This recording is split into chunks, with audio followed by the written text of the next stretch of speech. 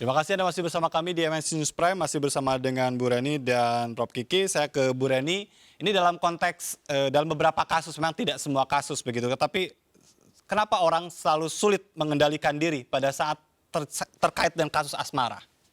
Iya, asmara itu kaitannya banyak ya. Ada harga diri di situ, banyak emosi di dalamnya. Jadi ada harga diri yang apabila ini tersentuh bisa menimbulkan kemarahan, dan kemarahan itu ekskalasinya ada yang kemudian masih mampu mengendalikan.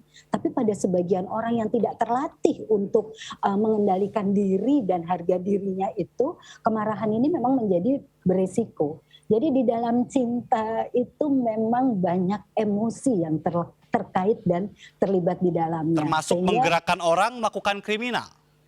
Bisa seperti itu pada orang-orang yang tidak mature. Baik, ini tentu ya dari cinta menjadi kekerasan begitu ya? Betul, iya. Batasnya kan tipis katanya antara cinta dengan benci ya. Baik, Prof. Kiki, ada hal yang mungkin bisa menjadi masukan selain tadi ya evaluasi terkait dengan pengaturan senjata, hal lain yang perlu dikuatkan dalam konteks yang melatar belakangi cerita kasus kriminal yang sedang diungkap ini, baik itu di TNI dan Polri?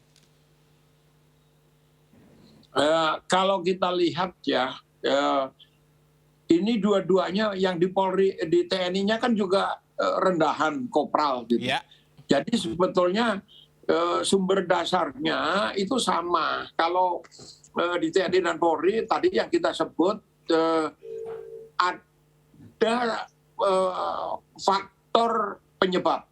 Ya. Selalu ada faktor penyebab. Nah, faktor penyebab itu tidak mungkin muncul ke permukaan atau menjadi satu tindakan seperti kriminal atau kekerasan kalau tidak ada pemicunya. Nah, faktor penyebab itu causative faktor namanya, itu berbagai macam. Ada masalah ekonomi, ada masalah uang di sana, ada masalah asmara, mungkin ada macam-macam kayak gitu. Itu triggernya. Jadi triggernya itu adalah kejadian-kejadian sesaat menjelang dilakukannya satu tindakan seperti itu. Gitu. Yeah. Nah, yang kita bahas adalah faktor penyebab. Nah, faktor penyebab kita pilih satu-satu. Ada masalah pendidikan, adalah masalah rekrutmen, ada masalah karir, dan seterusnya. Ini tidak mudah. Karena apa? Jumlah TNI itu sekitar 450.000 sama dengan jumlahnya polisi. Jadi dua TNI itu dari 3 matra, polisi dari 3 matra. Ini tidak mudah. Tanggung jawab organisasi sebesar itu bisa berbagai macam gitu ya. Jadi pembenahan ini dilakukan dan ini terus-menerus dilakukan. Iya. Setiap Kapolri kan punya tagline. Tagline polisi sekarang adalah presisi. Betul. Kalau kita lihat tagline ini lebih untuk keluar ke pelayanan publik, bukan atau belum dalam gitu. Baik, ini yang menarik tadi Anda katakan berpangkat rendah, tapi ini membuat perhatian jenderal-jenderalnya ya, pucuk pimpinannya langsung terusik begitu dengan kasus yang berada di bawahnya. Apa yang mungkin bisa juga dilakukan? Ini kan ada jenjang ya, sebelum ke Kapolri, sebelum ke Panglima begitu kan ada jenjang. Ada hal yang memang kosong di situ atau hal apa yang perlu dikuatkan? Begini. Yang membedakan polisi dari militer adalah prinsip diskresi. Prinsip ini yang publik kurang mengenali. Prinsip diskresi adalah setiap individu polisi itu punya wewenang individual untuk mengambil tindakan. Jadi setelah satu peristiwa terjadi, si polisi ini harus mempertanggungjawabkan keputusannya. Baik. Wewenang itu termasuk keputusan untuk mengambil tindakan menembak misalnya, tapi juga kalau tidak menembak dia harus bertanggung jawab. Kenapa tidak menembak? Nah, ini berbeda pada kasus tentara yang terlibat ini tindakan. Kenapa? Itu tanggung jawab atasannya. Kalau terjadi satu tindakan seperti itu, 2 jenjang di atas pelaku itu bisa terkena hukuman. Kalau di polisi tidak, itu sebabnya polisi brigadir pun bisa menangkap jenderal kalau melanggar hukum. Iya. Jadi ukuran polisi adalah hukum, bukan atasannya. Gitu.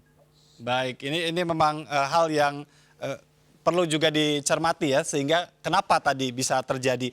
Bu Reni, dari kasus yang sekarang menjadi sorotan ya, kasus kematian Brigadir J, dari sisi psikologi forensik, masukan Anda yang penting kemudian yang perlu untuk tidak dilupakan oleh tim khusus itu atau juga bahkan oleh pimpinan puncak, apa dalam konteks pengungkapan dan menjawab kepenasaran publik? Baik, sebetulnya peristiwa pembunuhan itu bisa sama ya pada setiap orang.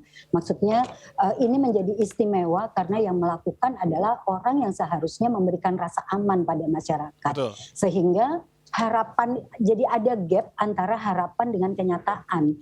Nah, disinilah kemudian masyarakat menjadi berlomba-lomba untuk bisa terus mengetahui dan watching ya, terus mengamati, terus mengikuti, bahkan kemudian muncul opini-opini. Kalau menurut saya di sini momentum ya yang baik bagi Polri sebetulnya untuk menunjukkan profesionalismenya dengan betul-betul ini diusut tuntas secara objektif Ya. sehingga nanti masyarakat bisa menilai dan membangun kepercayaan terhadap institusi Polri. Seperti Baik, itu. Prof. Kiki, masukan Anda Ya. silakan. Tentang apa nih? Tentang pengungkapan kasus Brigadir J dan juga bisa ke TNI berkaitan dengan pembinaan untuk anggotanya. Jadi penguatan psikologi itu memang penting di level individu maupun di level organisasi, gitu ya. Kesadaran sehingga kalau misalnya urusannya adalah dengan uang, kalau pengen kaya ya jangan jadi TNI, jangan jadi polisi, jadilah pengusaha, gitu. Nah, ini pilihan untuk menjadi tentara atau pilihan untuk menjadi polisi adalah pilihan profesional, pilihan profesi. Menjadi polisi itu adalah bukan okupasi, tapi dia profesi. Kalau okupasi itu sekedar pekerjaan. Ya. Kalau okupasi misalnya ada kejahatan jam 12:30 malam, orang datang minta bantuan, dia bilang, saya tidur besok ke kantor saya jam 8 pagi ya di sini gitu. Orangnya udah mati. Ya. Nah, itu memperlakukan sebagai okupasi. Kalau profesi jam 12 malam, jam 1 malam itu selama 24 jam fungsi kepolisian itu melekat pada anggota gitu. Ya. Nah, itu baru profesi gitu. Nah, kalau polisi menekuni pekerjaannya sebagai profesi, maka tidak akan ada kasus-kasus seperti ini atau paling tidak meminimalisir kasus-kasus seperti ini. Baik. Karena menghapus sama sekali tidak mungkin. Gitu. Iya. Baik, dan tadi ya salah satu yang perlu menjadi concern adalah bagaimana penguatan pembinaan mental psikologi begitu ya, yang perlu juga menjadi perhatian tidak hanya pelayanan ke publik tapi juga penguatan secara internal. Terima kasih Prof. Herman Sulistyo, Kepala Pusat Studi Keamanan Nasional Universitas Bhayangkara sudah bergabung bersama kami. Ibu Reni Kusumawardani juga sebagai Ketua Umum Asosiasi Psikologi Forensik Indonesia. Salam sehat Bapak Ibu.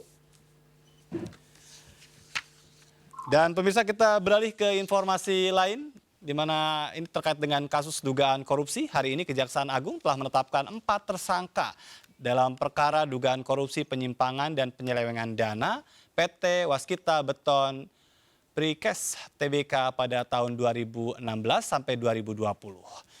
Kepada keempat tersangka sudah dilakukan penahanan dan langsung saja kita simak bersama keterangan pers yang disampaikan oleh Jaksa Agung Burhanuddin.